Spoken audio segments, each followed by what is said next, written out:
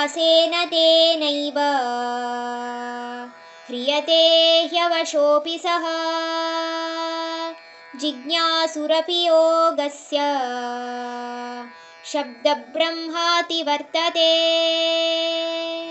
प्रयत्नाद्यतमानस्तु योगी संशुद्धकिल्बिषः अनेकजन्म संसिद्धः ततो याति परां गतिम्.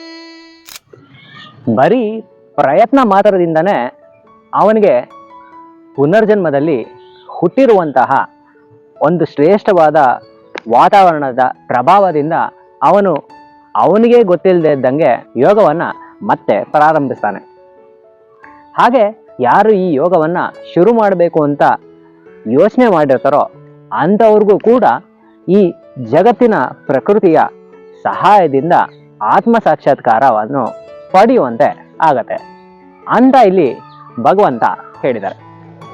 ಯೋಗಿಗಳು ಯಾವಾಗ ಸತತವಾಗಿ ಬಿಡದೆ ಈ ಇಂದ್ರಿಯಗಳ ಮೇಲೆ ಸಂಯಮವನ್ನು ತಗೊಂಡು ಯೋಗವನ್ನು ಅಭ್ಯಾಸ ಮಾಡ್ತಾನೆ ಇರ್ತಾರೋ ಅವ್ರಿಗೆ ಅವರ ಅತ್ಯುನ್ನತವಾದ ಮೋಕ್ಷದ ದಾರಿ ಸಿಗೋ ತನಕ, ಅಂದರೆ ದೇವರನ್ನು ಸೇರುವವರೆಗೂ ಅವರಿಗೆ ಎಷ್ಟೇ ಪುನರ್ಜನ್ಮಗಳಿರಲಿ ಅವೆಲ್ಲ ಜನ್ಮದ ಪಾಪಗಳು ಕೂಡ ಅವನಿಗೆ ಅಂಟಲ್ಲ ಅಂತ ಇಲ್ಲಿ ಭಗವಂತ ಹೇಳಿದ್ದಾರೆ.